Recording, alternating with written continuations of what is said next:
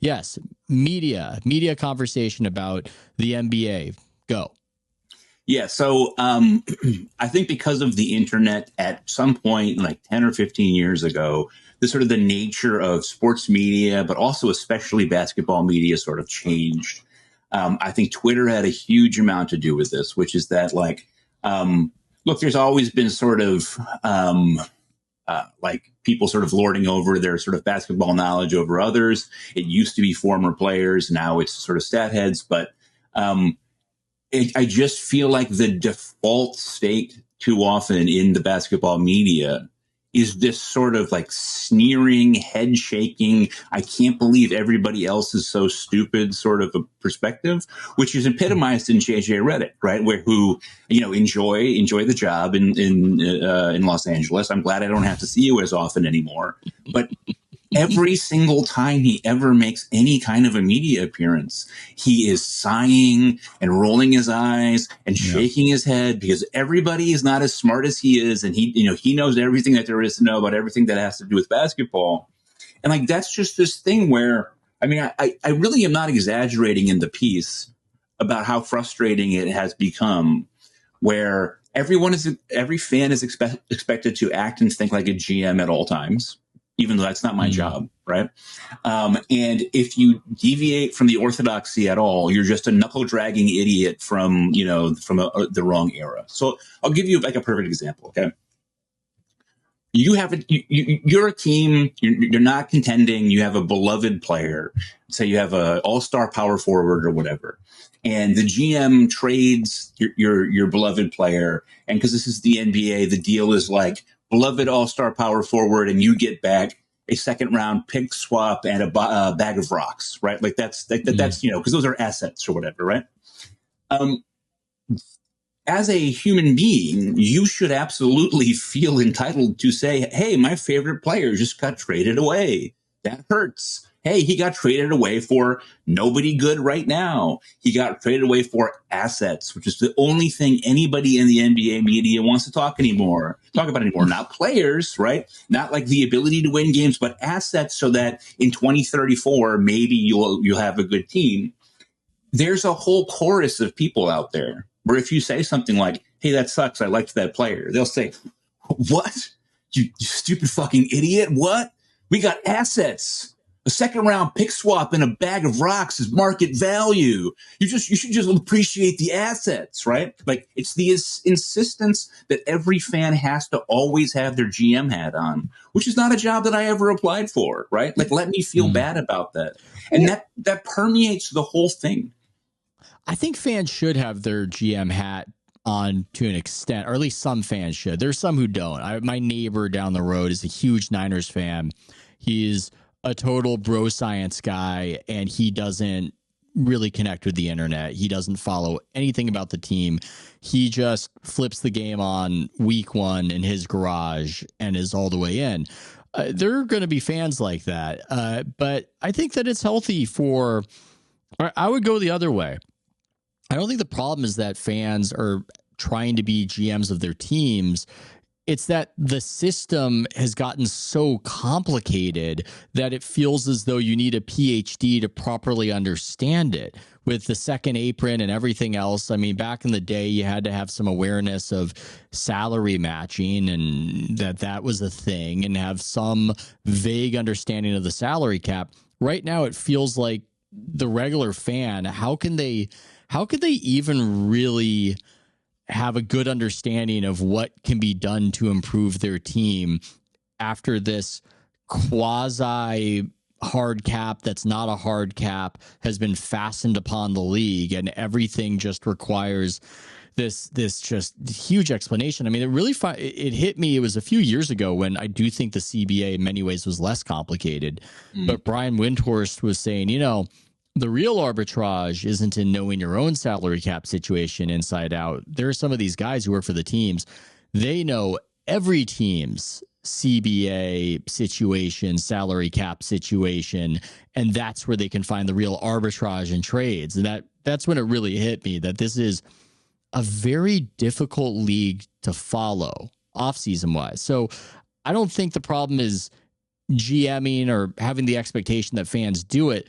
The problem might be having the expectation that fans do it. And because we have our own busy lives and maybe are not geniuses at salary minutia, that it's actually just very much impossible. It's almost the situation in the olden days where somebody needs to read the Bible to you because your society's illiterate. I mean, that seems like what's happening right now.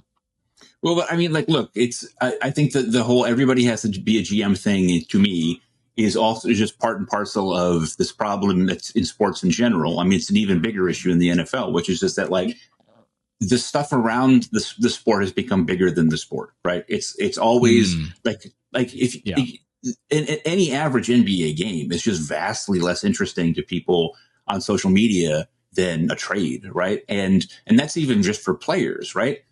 During the NBA Finals, there were multiple days when the biggest story in the NBA was a rivalry between two reporters that somehow ensnared Dan Hurley in this bizarre Lakers maybe courtship, maybe not. Like that to me is one of the things that I hate about modern sports is that, like, the product on the field or on the court is just so rarely the thing that anyone's talking about.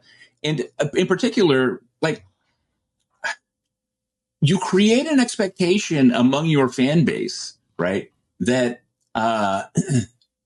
the actual product can never scratch the itch, right? There's so many people out there. People will tell you, I enjoy the NFL draft more than I do your average NFL game, right?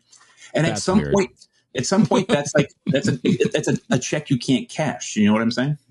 Yeah. Okay. So let me try to lend some specificity to your generalized frustration.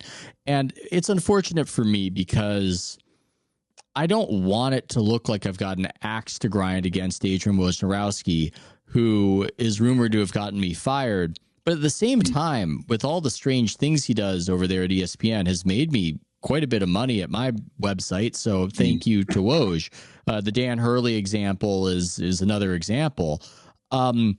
I do think some of what you're complaining about is downstream of hiring him to run their NBA content coverage. They're the biggest dog out there, ESPN is, when it comes to the sports conversation. They lead the way. Others look to them as to how to do it. And they really went all in on the idea that we're going to break the news on Twitter. Why, I don't know. Perhaps somebody smarter than myself could demonstrate to me what ESPN gets out of one of their reporters tweeting a trade 30 seconds before another reporter, or like what the economics are of that when you're effectively a television company and you're a storytelling company. I don't know. I don't get it. But it is completely just infused into their coverage. Just it's seeped into everything because everything is about winning that particular battle. That guy has a lot of staffing power, especially on the non-TV side. So that becomes the focus. So how do you win that game? You win that game by peddling influence and doing the bidding of sources. So they give you the information on the trade or on the signing right before the other guy, and you completely cede your objectivity. You completely cede your storytelling responsibility, and you elevate this aspect of the transaction, and that becomes bigger than the actual action on the court. Perhaps it all would have gone that way anyway had ESPN not pursued the strategy before. It may be, but I don't necessarily think so. I do think this is the tricky thing when we talk about media and entertainment and have these arguments about whether the issues in journalism at the Washington Post, whether it's about ideology or structural.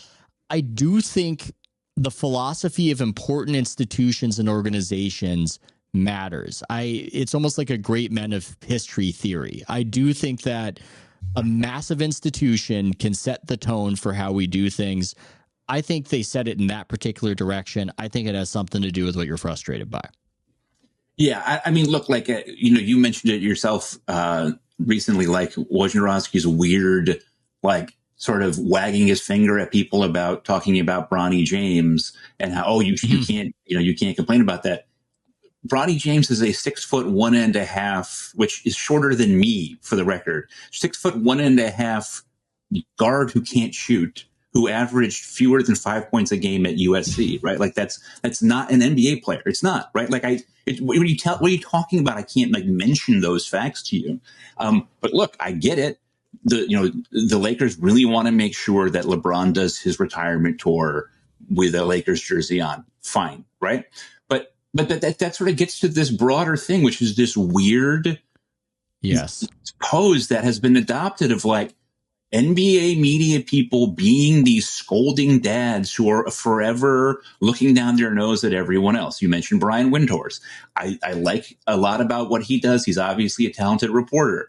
I thought that when he ran down Luka on TV after the finals game, it was sort of grandstanding and pretentious, frankly. But that's just sort of what people do. Zach Lowe, it pains me so much because he is so talented and so smart. He knows the game so well. Every time I see Zach Lowe on the television, every time, he's theatrically sighing.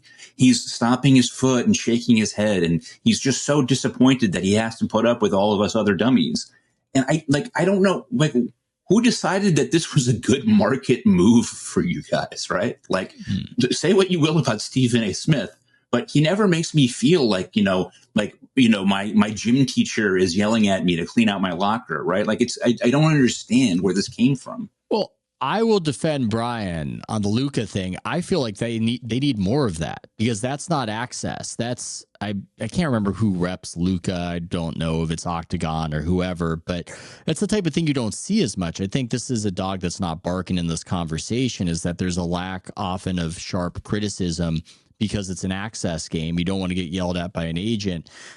And I thought that maybe you could call that grandstanding or what have you, but that's something you've just seen an absence of at ESPN. It's really been a don't step on anybody's toes. And again, that has a lot to do with who's at the top and influencing a lot of those decisions. And Stephen A. Smith, for all his flaws, is fun in part because he's actually big enough to not care and to buck those rules. And so many other people, they're just, I mean, God damn. The Bronny thing, I'm glad you brought that up because it is part of this weirdness of don't clap last for Stalin, where somebody on the television could have said what you said the way you said it.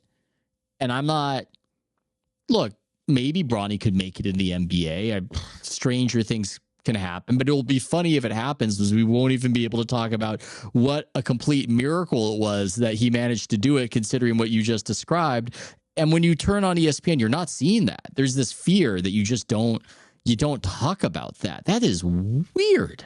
That's very strange to have that shut down of a conversation or paralyzed of a conversation because, and I do think what you're talking about, if I am to maybe, I'm not trying to digress or get too creative or tidy with it, but I do think part of the sign at the fan, the modal fan, the idiot fan, I wonder if it's a bit of a displacement and it's almost this frustration with all the things you're not allowed to say. So then it becomes about establishing your dominance or importance over the fan who you can't even talk to honestly anymore.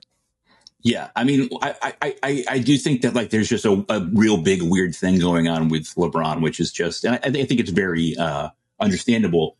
I think people in the world of basketball are kind of freaked to think of a world without him because he has been such a singular, basketball force, such an incredible star. He has been such a nexus of everything that the league wants to do and to be, and I think it's scary for people. I think it's scary for ESPN, right? And I think there's a sense of, but part of this is just like, don't point out that Bronny, Chris Russo said on ESPN, and I think it's true, like Bronny wouldn't make the UConn squad, right? Like he wouldn't be on the team, right? Like, so, but like, I think it's just like, we don't have much of LeBron left. Let's just keep him happy. And I think this goes back again to like my point about like being unable to sort of make stars, which is, you said Stephen A. Smith is a big enough star to be able to say what he wants. I would argue that like if we're looking at just sort of, if we're just sort of defining sports broadly, I think that Stephen A. Smith is a bigger sports star than any NBA player not named LeBron James, Steph Curry, or Kevin Durant. Wow. He's definitely a bigger star than the 3-time MVP Nikola Jokic, right? Yeah. I mean, like in terms of like ability to make media happen, you know.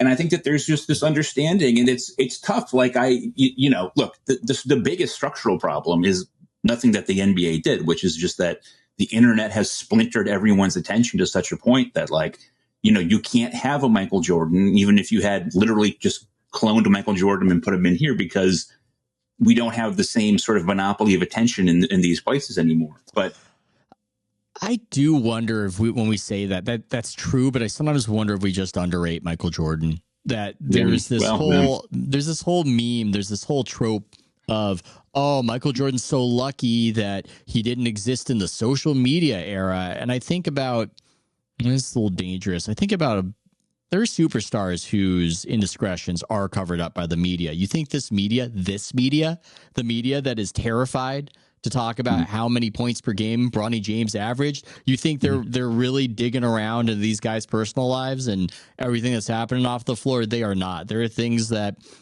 I knew about as a reporter that were discussed that they didn't seem like it was part of something that you should mention. And frankly, I don't think it was bad to not root around in there, but I think we overrate the scrutiny of today when talking about that in terms of Jordan.